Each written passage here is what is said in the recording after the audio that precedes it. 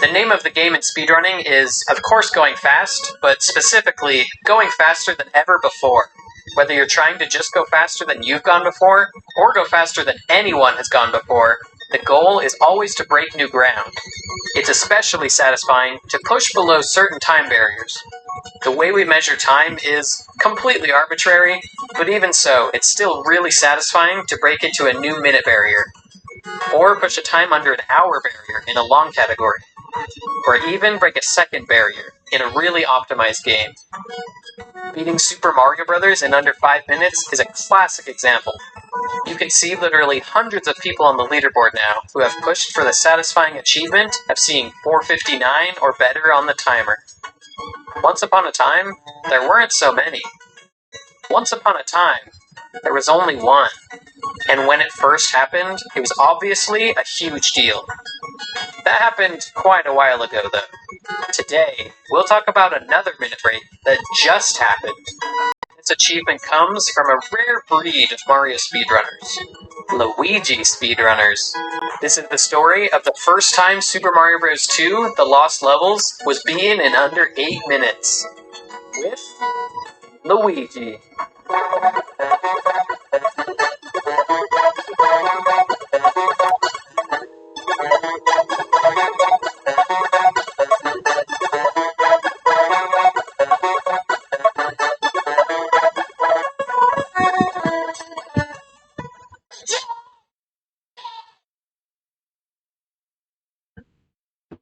Thank you to this video's sponsor, HelloFresh. HelloFresh delivers a box of ingredients and recipes to your door every week so you don't get tired of the same old stuff. My wife and I like to try new things and get some proper meals in throughout the week. HelloFresh is a great option for that.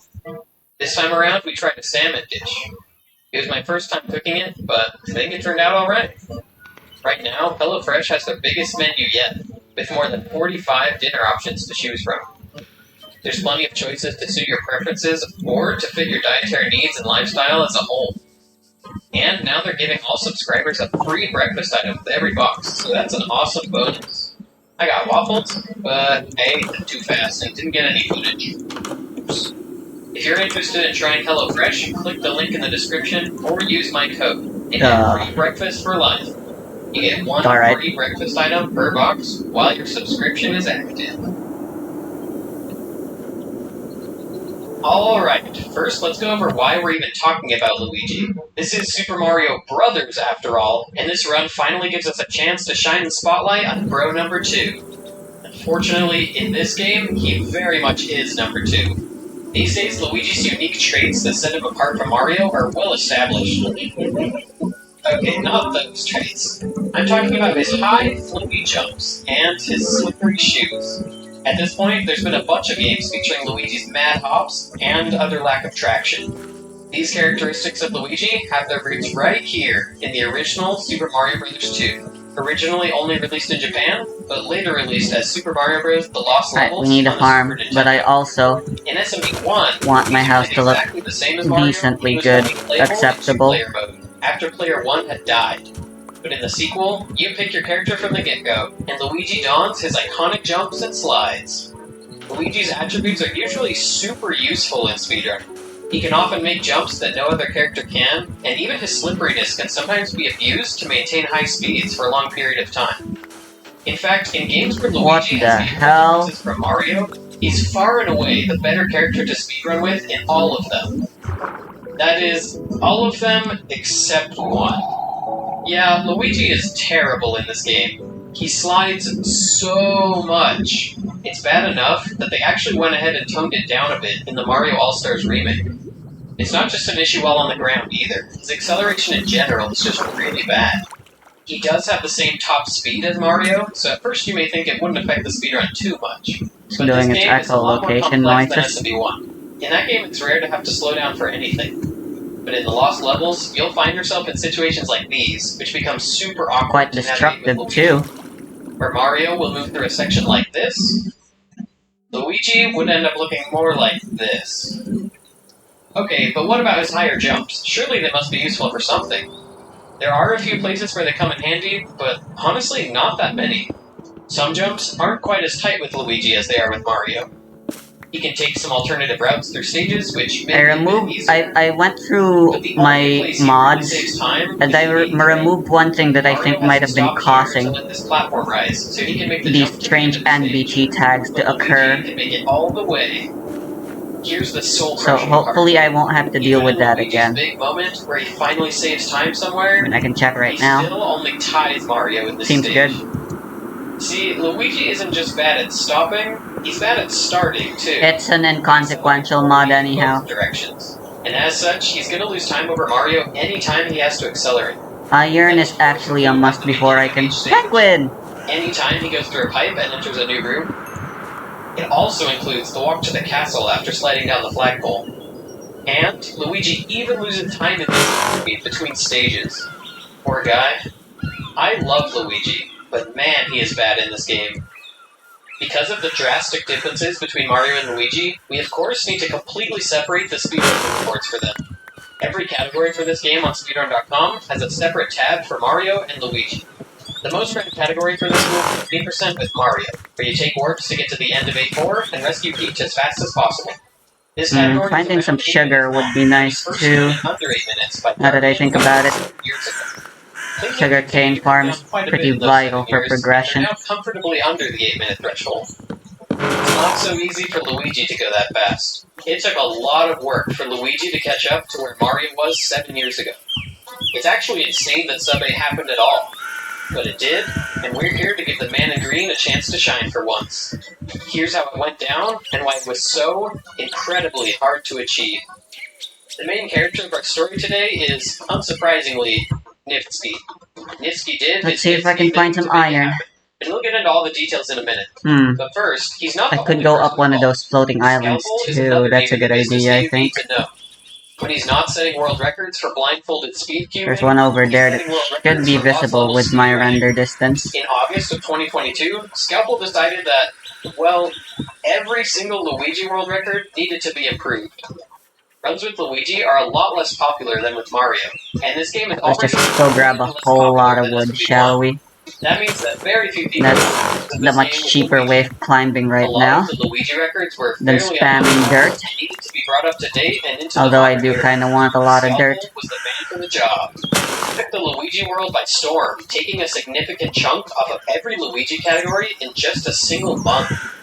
He'd already done this with any percent in the year prior, though, so he didn't bring it down more at that time. What time is it? It was time for the sub 8 push. And now, with how slow the time is, I guess that's a...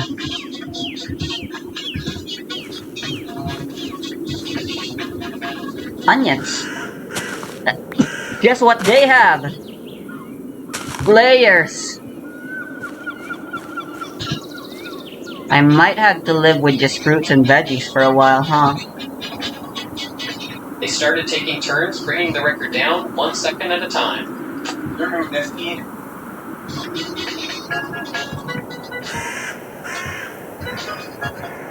Alright, let's go. Let's go find iron the normal way. It's almost nighttime. With a frame-perfect jump through Bowser's hammers, the record was now 8:01. Looks like now it's Scalpel's turn to get 8 minutes flat. GG the Scalpel on 8 flat. And want lots of iron. Are there any graveyards nearby? That would be nice. This run, which was on pace for the A flat, but then he lost some time in 8-2. Oh, I did that weird. Close enough to A flat. The next target was 7:59. Let's pause here for a second and get some additional context. Every year, Nifsky makes a list of speedrunning goals that he wants to achieve that year.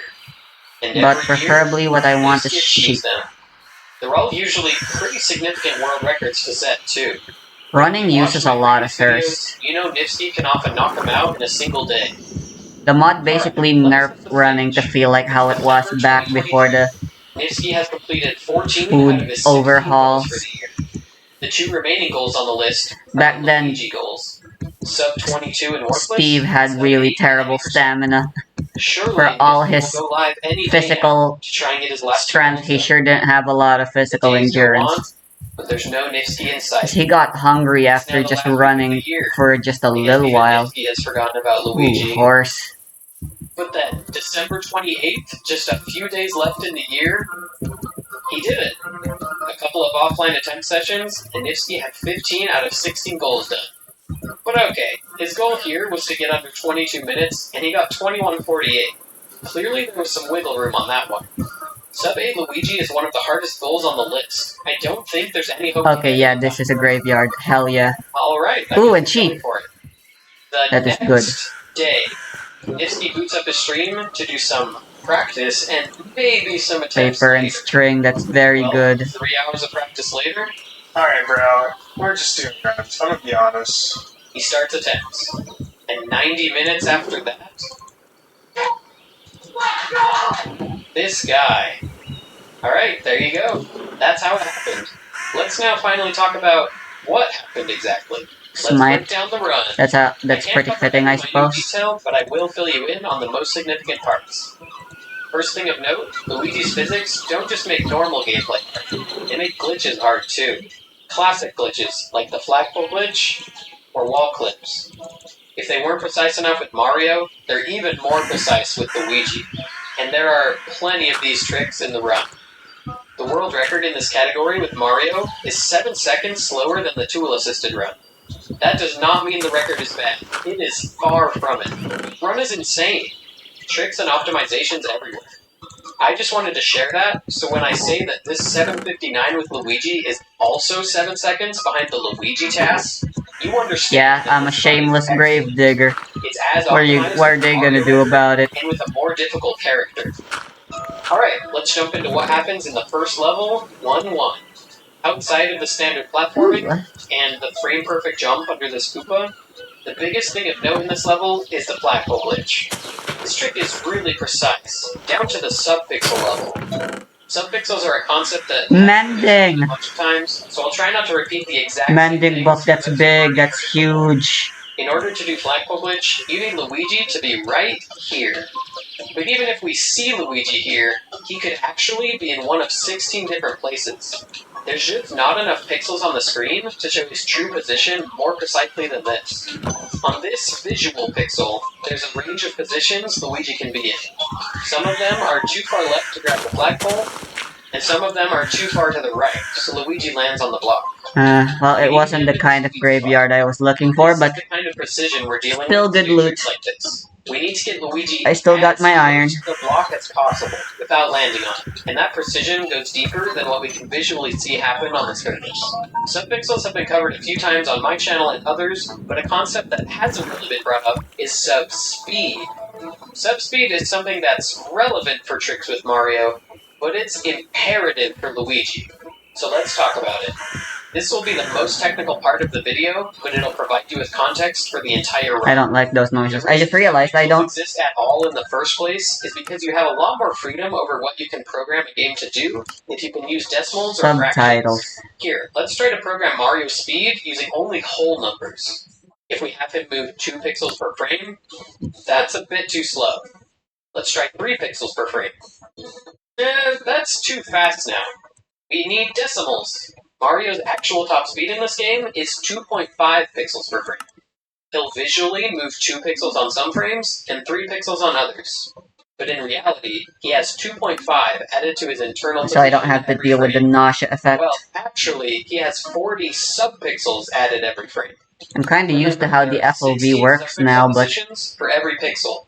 So a speed of 16 would be 1 pixel per frame.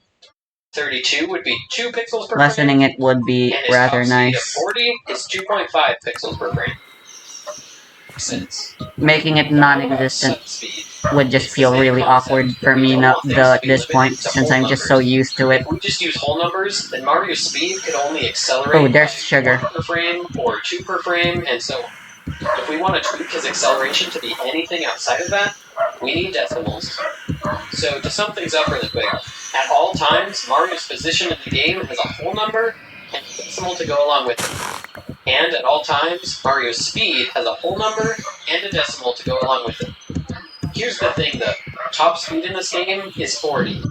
While at 40 speed, your subspeed could be any one of 64 different values. This number is constantly changing every frame, unless you're in the air and you Jungle release Village right. over there. Keep that in mind for later. Now, One you of might these think if you have temples. 40.9 speed, that's faster than 40.0 speed. But no. Most you will ever move in a frame is 40.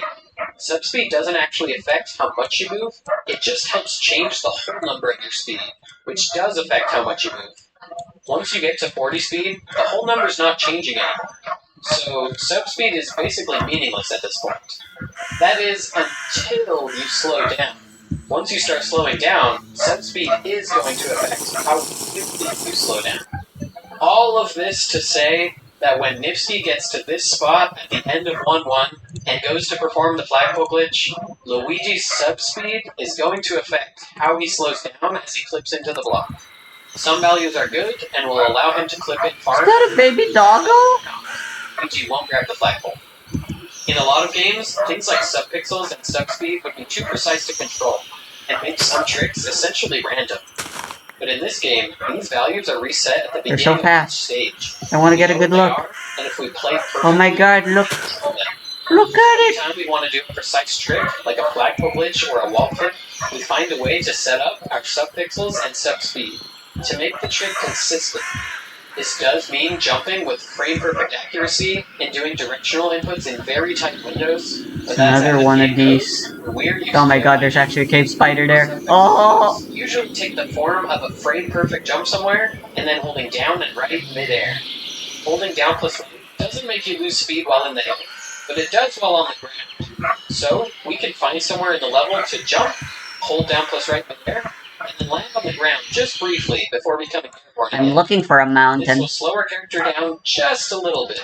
The key being that it will slow them down a fixed amount.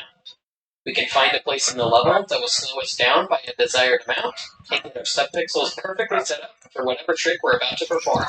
And that takes care of subpixels. I so don't we can think have I'll find it precise over position. there. Now let's look at setting up subspeed. Recall how I mentioned that subspeed is always changing, unless you're Yeah, in the air wildlife. and release right. The moment I you know release I right, can tame. increase the subspeed value, and we can use that to our advantage. A well-timed right release on your way towards a flagpole glitch or a wall clip, and you can ensure a good subspeed value. One final note about subspeed is that it's harder to control with Luigi, because of course it is.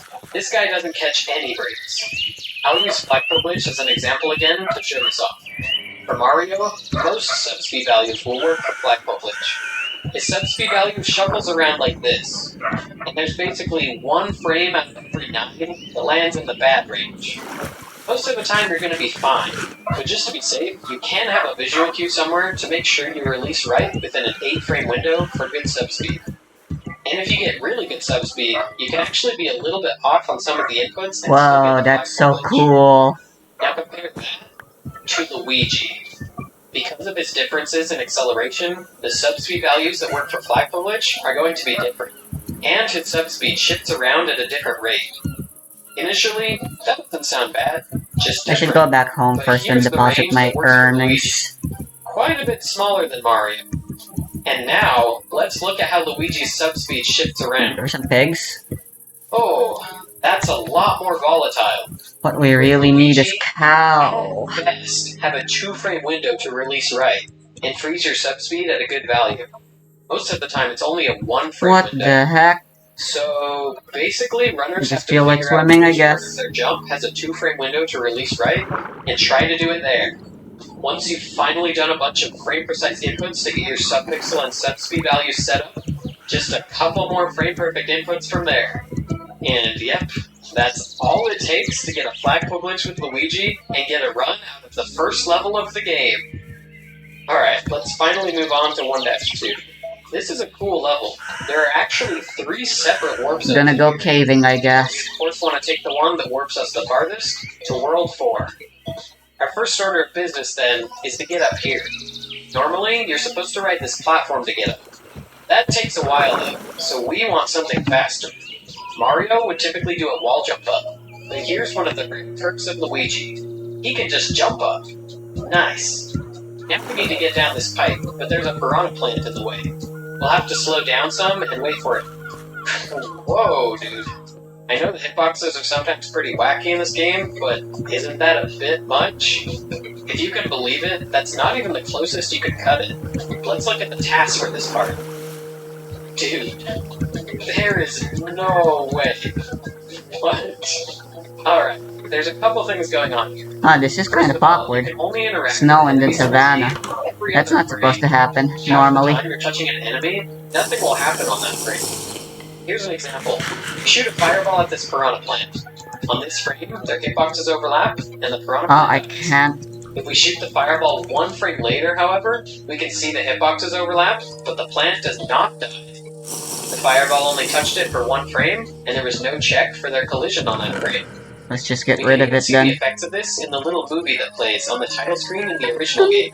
Normally Mario jumps up here to grab the mushroom, but sometimes he gets caught on this block, and the demo desyncs and gets messed up. This demo actually depends on Mario going through I this guess Goomba the for a bottle's frame. dirty now or On the times something, where I it don't know. desyncs, he stops it here, right when he touches it. But on the times where it plays out properly, you can see he goes lower into the Goomba There's a before stopping properly on it. purified That water minor bottle. difference changes its position slightly, and makes the whole thing play out correctly. Okay, so back to 1-2 of the lost levels. Now you understand that if you reach this piranha plant at the right time, you'll go through it for a frame, and that'll let you enter the pipe earlier. But there's even more to it than that. If Luigi going in a pipe and this piranha plant got into a fight, Luigi going in the pipe would win. So basically, if you're holding down to enter a pipe, and you would normally die to a piranha plant on that frame, you'll just enter the pipe instead. Putting all the ingredients together, that means we can essentially go through the plant for 2 frames. Let's go back to the task and watch it cut things as close as possible. On this frame, Luigi I believe a is not quite properly overlapping purified the plant water will be the on the next will frame, give us the he's best directly inside saturation. the hitbox. The game isn't I'm guessing it works much like hunger. And on the next frame, Luigi makes it down to the pipe and enters it, so he can't die to the plant anymore. Crazy, man. Honestly, even knowing this, the task pipe entry still looks completely absurd. But this is a lesson to make sure you know all the ins and outs of something before you draw conclusions about it. Okay, we're in the warp zone room now. We just need to make it to the warp pipe. The regular way up here is to climb up these Where did my invisible mending book blocks. go? Did I leave This it? sort of thing is really I forgot to awful bring it. try and do fast with Luigi. There's a cool Fuck. strat you can do where you just wall jump all the way up here with him. Unfortunately, that's not fast enough for us to get sub 8. We need a more direct route. It's time for a wall clip. Because we spent so long talking about mechanics earlier, you know this is going to be hard. The sub speed range for Luigi to successfully put through walls is a little bit better than Flagpole Glitch, but still tough. It's a I can two, come back for it sometimes three anytime, frame I window to release suppose. right. And don't forget, we need to set our subpixels up too. To get the precise subpixel positioning needed, Nifsky does a frame-perfect jump onto this elevator, holds down plus right midair, and then does another frame-perfect jump off of it. Step 1 of about 6 complete. Next, he makes sure to jump from a good spot, and jump at a good height. You want to jump near the top of the block you're clipping into, so you have as much time as possible to get pulled in before landing. During the jump, he makes sure to release right in a small window to freeze his subspeed at a good value. He then has to precisely time a left press to get pulled into the wall. And from there, he needs to jump once to get the rest of the way in. Finally, he needs good movement in the warp zone to make sure he doesn't lose any time and he can still beat the game in under 8 minutes. No big deal. Only 10 more levels to go. Thankfully, the next 3 levels are pretty easy, at least for now. You could do more flagpole glitches on them, but the 1-1 flagpole glitch will suffice to get us on sub 8 pace, and we are not going to do more than we have to right now. Alright, so that brings us to 4-4. Right off the bat, this level is hard for Luigi. He can't get speed to run off the stairs at the beginning like Mario can. You have a 2-frame window to jump and avoid dying. Depending on which frame of the 2 you jump on, you'll have different subpixels. So you need to recognize which frame you jump I'm an on, and idiot. then do one of 2 different frame-perfect setups to get a good subpixel value for a wall clip that's coming up. Nifsky correctly recognizes which frame he jumps on, and does the corresponding setup. He runs off these coin blocks, holds down plus right midair, and does a frame-perfect jump a few frames after landing. Now his subpixels are where he wants them. We keep on moving through the level, and arrive at this doozy of a section. This spot would normally be pretty slow for Luigi to traverse. A lot of accelerating, which Luigi isn't very good at. Instead, we want to go straight through this wall. Iski's got the proper subpixels on deck for the wall clip. He has to release right in a tight window to make sure his subspeed is good, then a precise left press to get pulled in, jumping once inside to get the rest of the way. You know the drill. Now, if you try to run straight out of the wall, you'll fall in the lava, and Luigi can't do a small enough jump to avoid bonking.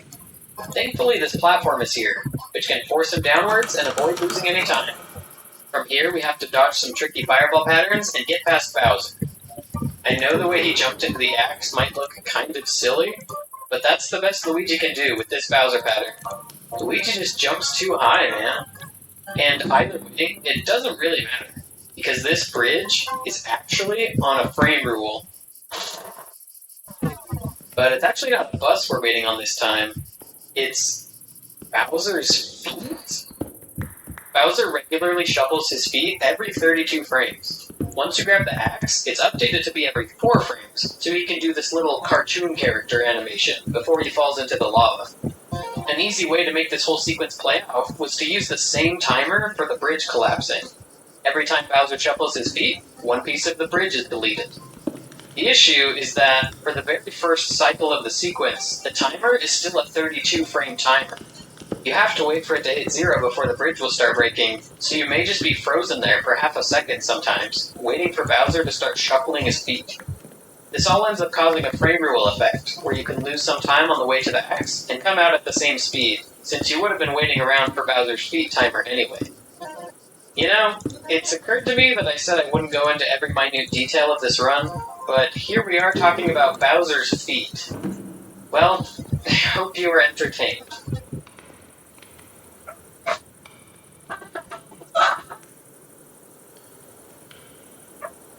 Hope you were entertained.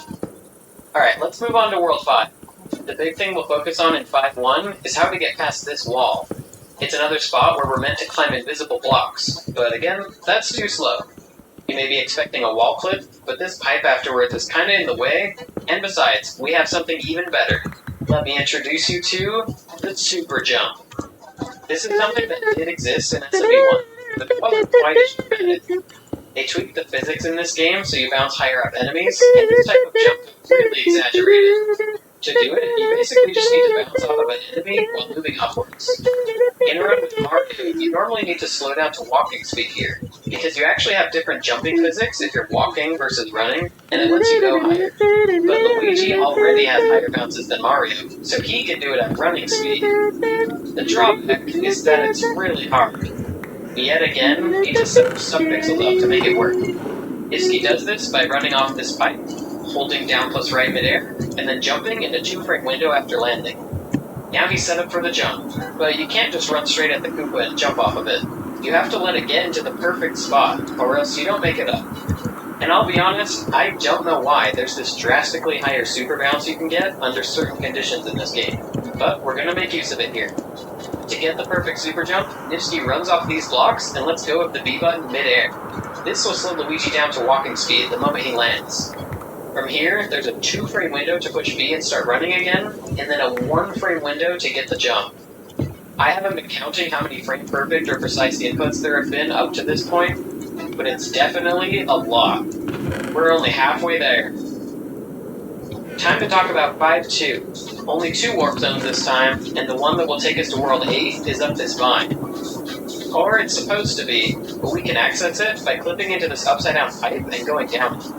If you want the details of why this works, watch this video. It's one of my favorites that I've made, and you may not have seen it. The part I didn't cover in that video is the details of getting this ROM warp as fast as possible. You need to be close enough to the vine to load it into memory, otherwise you'll just get sent back to the beginning of the level. The most common way to do this is by clipping in the right side of the pipe, since the left side is just barely too far away from the vine. But the absolute fastest way to do this is to clip directly into the left side, and then get the screen to scroll as you enter the pipe. That way the vine loads in as you're going down it, and you can make it to the warp zone. That last bit can be pretty hard to do, since you need to build up some speed to get the screen to scroll. If you push down too early, or you're too slow when switching from right to down, then you won't have enough speed. but way too long, and you'll be too far to the right and unable to enter the pipe.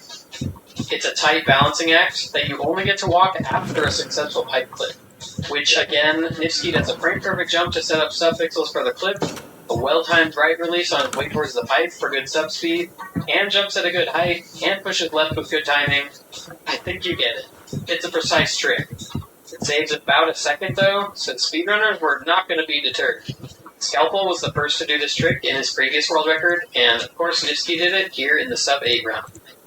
Alright, with all of that behind us, we're finally in World 8. Even though it's the final world, it's really not too bad. I want the backpack before I go getting myself more iron. Just right here. It's hard to get through without slowing down.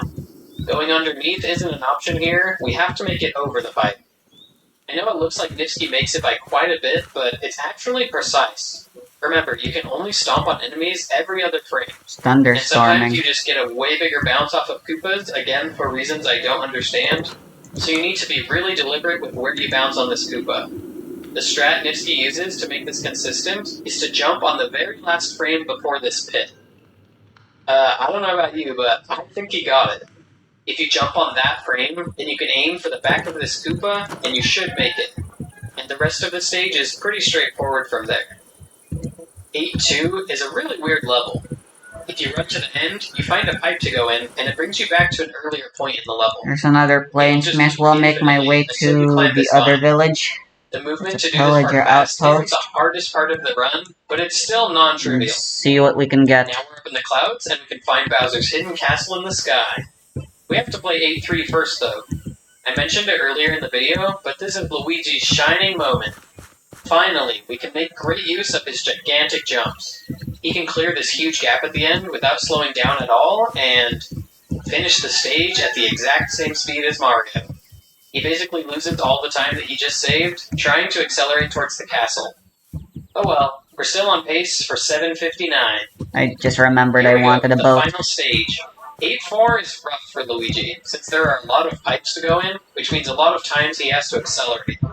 Right at the start, we have a pretty tight jump, usually a 2-frame window, and then another one to jump over to the first pipe you have to go in. Here in the swimming room, Right. Luigi has more I believe, acceleration if I even remember underwater. reading correctly, at There's some a fire point, bar in this hallway that we're the gonna have to weather slow down a bit. you're on If he determines does this part and how much preferably water fast, you lose as he's well. gonna get really close to that fire bar.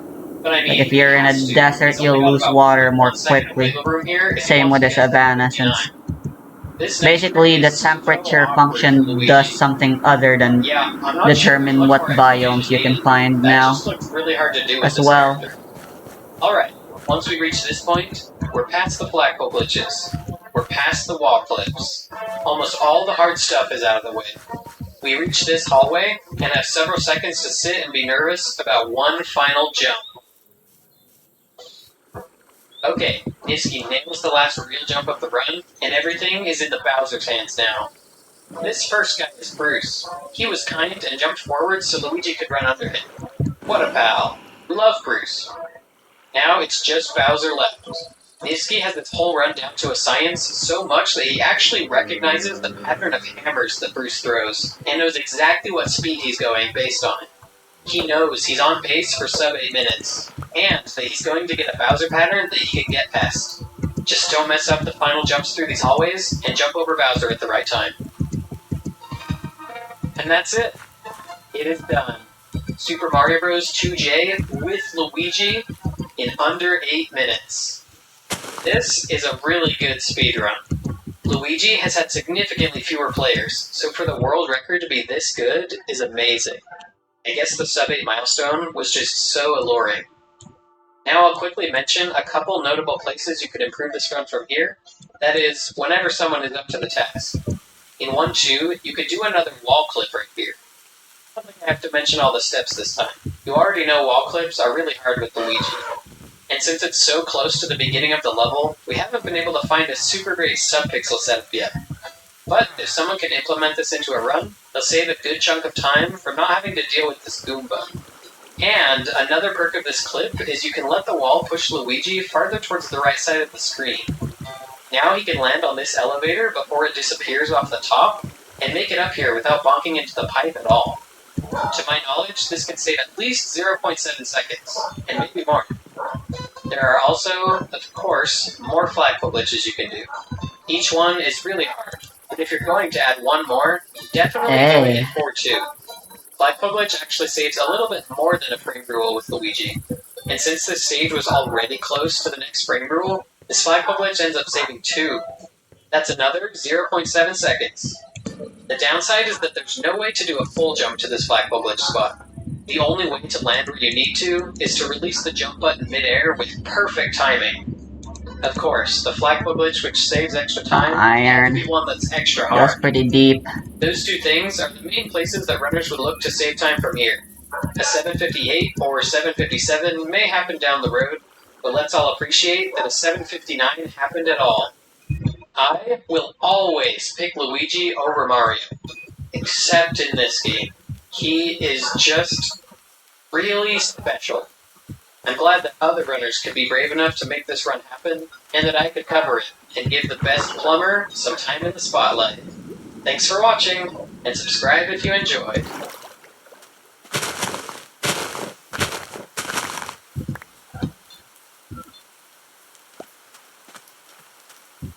Savannah should still have wildlife. I've just been having bad luck with it, apparently.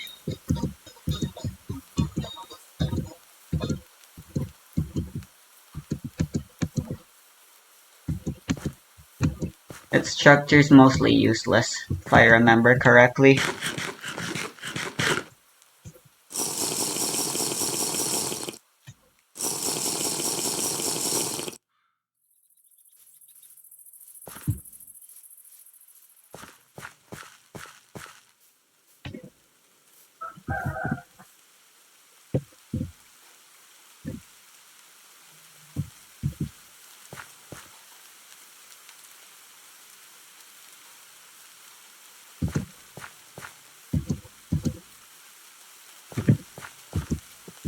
Some more sheep.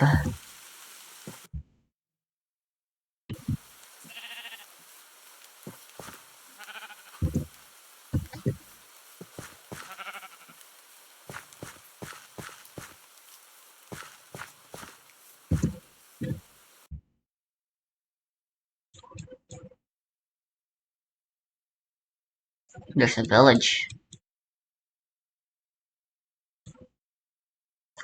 What is that?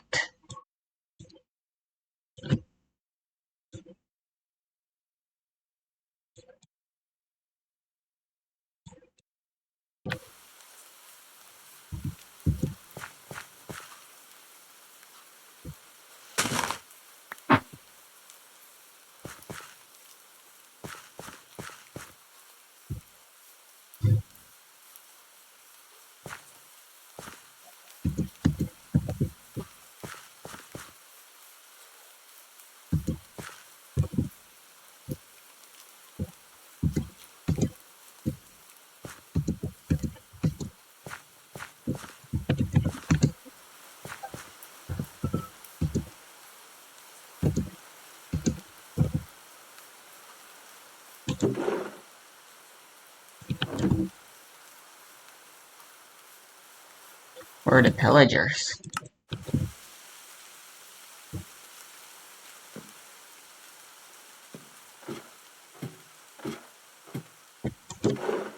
Leather.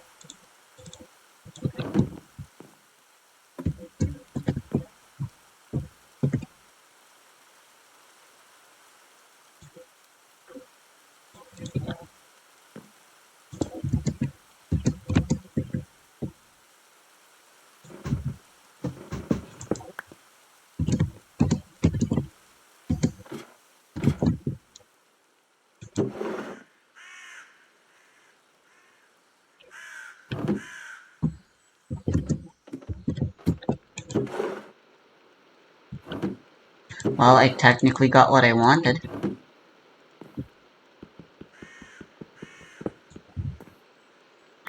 Taking this.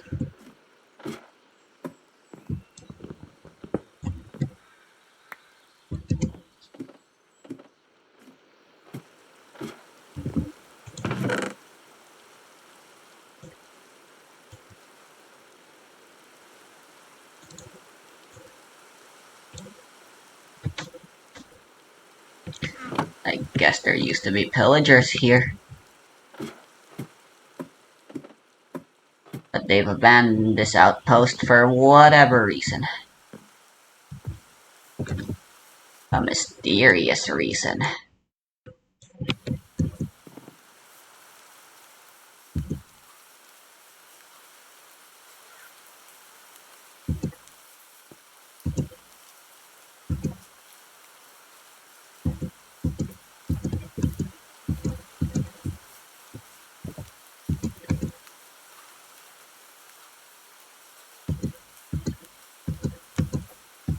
There, cows.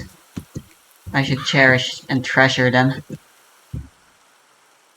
God knows how many more of them are around. Or more accurately, how little.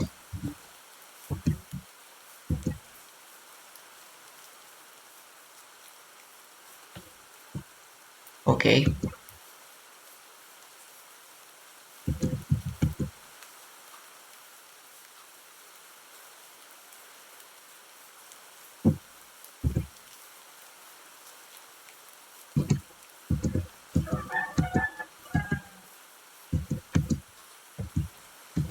Another jungle. Yo, you guys are supposed to be rare.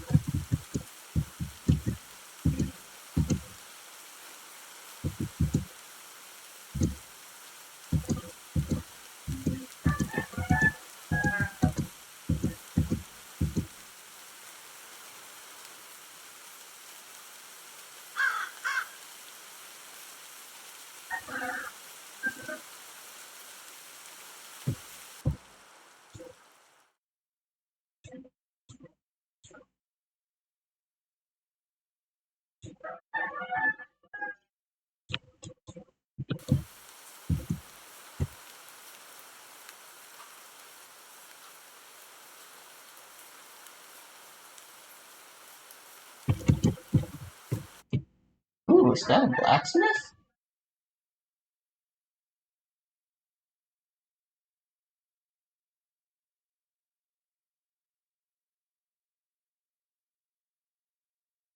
If you're here, then you've probably watched this somewhat outdated video of mine called The Terrible State of Female Characters in Genshin, which, with the release of Fontaine, has aged kind of poorly. And I'm glad I made that video purely out of the frustration that a lot of the female characters in Genshin just didn't live up to their potential in terms of writing. So let's talk about it. Let's talk about the current state of female characters in Genshin Impact and how Hoyoverse have drastically improved its writing, and also a few other things that I still think they could still work on. Just a disclaimer, I will only be talking about playable characters, mostly the 5 stars, and this is my personal opinion based on my experience in the fandom of the last 3 years. And I know a lot of the points I'm gonna make are also applicable to the male characters, but I'll be talking about them in my next video. Okay, first, before we get into all the things Hey, that we did right, at least she's all inclusive. we're gonna talk about what of people, including myself, believe that Genshin just has terrible writing when it comes to its female characters. And no, I don't think it's insane to expect good writing and good characters from Genshin. I'm not expecting arcane levels of character writing here, okay? I just think that even in the early days, Genshin had a lot of songs. Why shouldn't we expect good writing? To play some entertaining because I love. They have lots of money.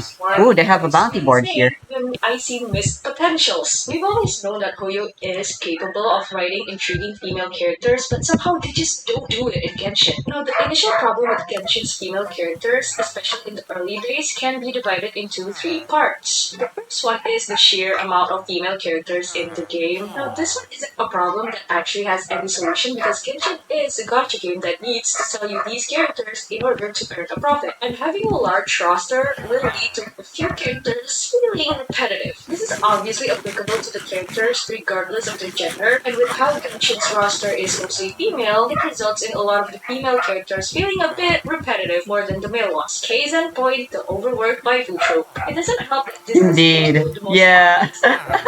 which is why I criticized it in my original video. We had 4 different characters that were essentially the same trope, even though they are very different characters, lore-wise and even personality-wise. You could say that Jean, Ganyu, and Kokumi and Kaching are all part of the overworked waifu tropes from the early days, but they are all actually very different from one another. It's just that viewers tried to put all of them in a box, the overworked waifu box, so that it's easier to sell them as gacha characters. And it's a shortcut that they've taken like months. And if we consider that their goal is to sell characters purely based on designs and easily digestible tropes, then we can understand the decision to reduce potentially intriguing and complex characters into simple tropes. There's simply too many characters overall, and it's just unrealistic to shine a light on a lot of these characters in order to make them stand out and flesh them out as well. I just expected that at least for the 5 stars that Hoyo are actively trying to sell, they should at least put a bit more effort into giving them depth and not take too many shortcuts. Which brings me to my second point, and that is the way Hoyo handled and showcased a lot of the female characters. It is pretty questionable, especially in the early days. And by that I mean the way they handled the execution of the characters' stories in the Archon Quest. Mishandling a character's development in an Archon Quest is the most apparent with A, and a lot of this is due to Inazuma's questionable pacing. The whole Archon Quest was centered around her and her idea of eternity, yet we never really get a chance to see that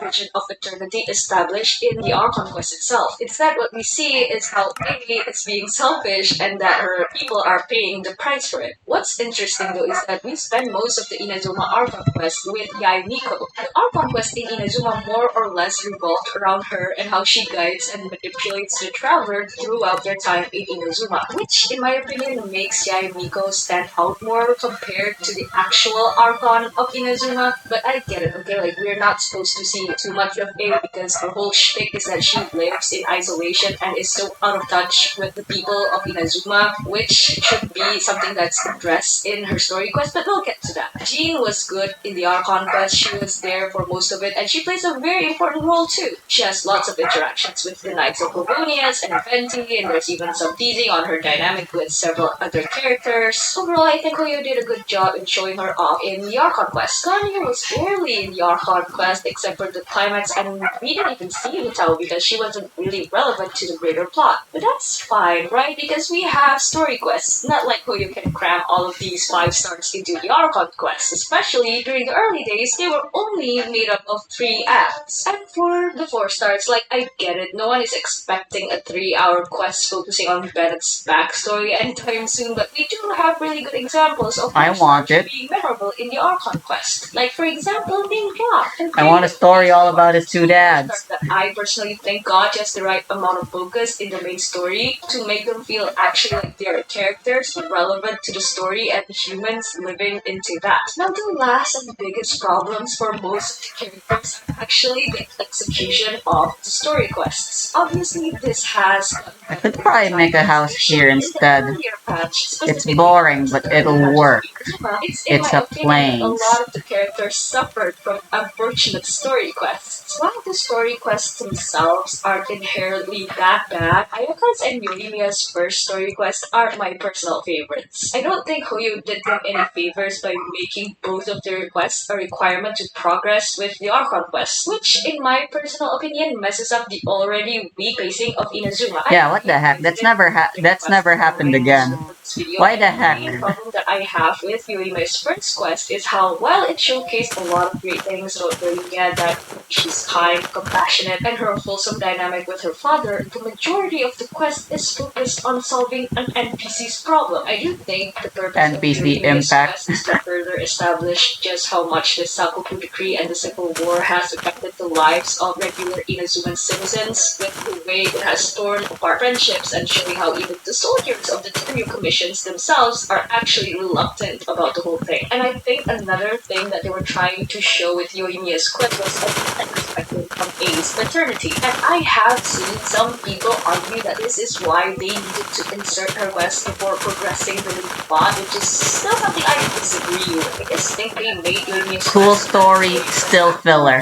Two of the Archon quest, the Traveler becomes a wanted criminal in Zuma, and it would have made no sense for them to go around the city anymore. This is a problem that stems from how Hoyo decided to cram everything that's happening into 3 acts, at least in the early days. If we had gotten more time, it's a lot easier to establish. Now I think they're too long, honestly. Making it out of place. And this is something they've learned to do much better in more recent times with a very specific character, but we'll get into that. But before that, we need to talk about Ayaka. Okay, so Ayaka's story quest, I don't know, this is kind of a personal opinion. After revisiting it, I do agree it should have been a good story quest. I mean, on paper, it had everything that one would want from a story quest. We spent a lot of time with Ayaka. The quest itself is about her and her mother. We learned a lot of new things about her as a character. So then why does her quest get dismissed as a dating sim and nothing else? I mean, sure, it has its flaws, but it's in Wet socks.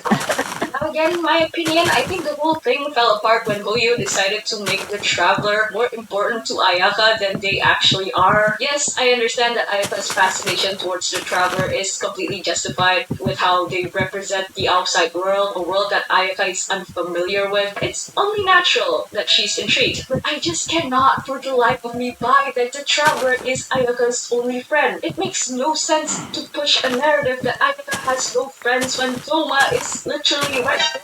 You mean to tell me that she considers Toma nothing more than her staff? This is even more inconsistent considering she was willing to risk it all for Toma literally in the Archon quest right after her own story quest. So she has emotional connections to the people in her life. It's not like she's completely isolated. But I do agree that she is held to a different standard as a noblewoman in Inazuma, and that poses a real challenge for her to overcome as a person. But the friendship and the connection that she has with the Traveler just feels so forced, and we do get to see her overcome it with the way I'm gonna make a house here. go to a festival, And it's gonna be a dirt hut. the tension it might bring, only for Hoyo to double down on the pandering to the Traveler by adding another layer of unnecessary romantic subtext. Now obviously it's completely up to you whether or not you want to interpret Ayaka's and the Traveler's interactions as romantic or platonic. Everyone interprets it I think that they way. added romantic subtext with the additions of scenes like these. It's unnecessary pandering towards the players, which is why a lot of people just cannot look past the dating sim aspect of her quest. And yes, I think the placement of her quest also breaks the pacing of Inazuma's story overall. I personally think that Ayaka's story quest would have been much better had it been optional, or if it took place literally any other time than between 2 very important and high-stakes Archon quests. It also doesn't really help that the times Ayaka appear afterwards, and like in events, is either her dumping expositions or doubling down on the pandering to the players in order to sell her latest skin. It really doesn't help her Traveler sim reputation. However, there is a character that I truly do believe doesn't have any emotional connections apart from the Traveler, and that character is Shenhe. At least in the beginning. I know Shenhe's made friends now. We know she has connections with Cloud Retainer, and she knows a thing or two about the other Deptide Moon. The fascination that she has for the Traveler is, in my opinion, a lot more believable. Shenhe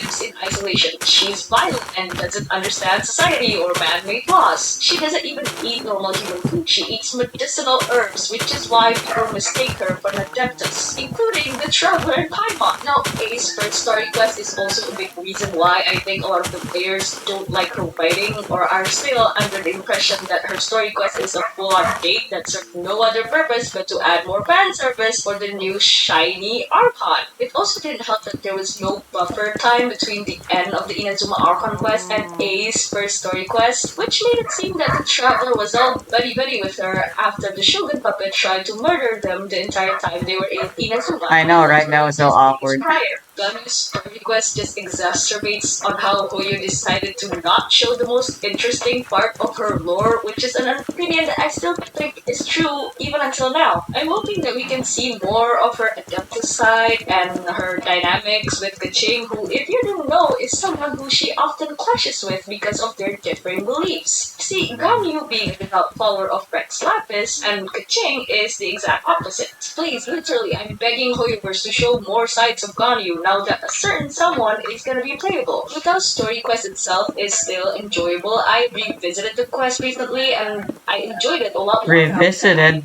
Oh my god, you poor soul. Why would you do that? Quest of the first lantern, right? But I do think the focus was still too much on the NPCs involved, and it wasn't. Or maybe she just means you watched the video. She has an I hope that's the case. And more, but it's just not showcased enough, especially in the early days. I have an entire video on Hu Tao here if you want my full opinion on her story quest. But in short, I just think it would have been nice to have a quest about Hu Tao, focusing on Hu Tao instead of Meng and Big G. We basically learned nothing new about Hu Tao in general. We just learned a few things about the Wangsheng funeral parlor and her role as the director, but nothing that adds or develops Hu Tao as a character. Kokomi is probably the most unfortunate example of the initial problems that plagues the early writing of Genshin. She has the potential. She's sold as this genius strategist with interesting lore related to an entire island's history in Inazuma. And yet they did her so dirty in the Archon quest and in her own story quest. For someone who's supposed to be a powerful figure, she basically had no agency in the war or even on Watatsumi Island. Hoyo gave her one moment to shine, which was her initial introduction, and then everything went downhill The heck from is there. this? Her story quest isn't much different. It had an interesting premise with how tough it is to deal with the after effects of war and how it can be challenging to maintain the peace that was so hard earned, and also the toll that all of that takes on Kokomi as a person. And yet, the way Hoyo chose to present her story quest is her taking a lot of naps and making the traveler read her to sleep, which is a cute moment. It can be cute, but we've already gotten the overworked I need a break storyline multiple times at this point. Yelan has that interesting lore that we unfortunately never get to see even until now. One of her best moments as a character, in my opinion, was during the interlude quest, which was mainly focused around Xiao and the Yakshas. But seeing her clash with Xiao multiple times because of You how got it? different they Hell were is yeah. one of the things that stood out to me in the interlude quest. And three other characters that I think are mostly fine and have had a lot of time How on many screen modes? are Mods? Go, Yuga, and Shenhe. You have 187? Very distinct For what? About as much as the first Pokemon game, Pokemons. Is that a Pokemon mod? No. I'm just saying, the first Pokemon game had 151 Pokemon. And I have 187. What mods are there? Is that? A lot. Serious FPS?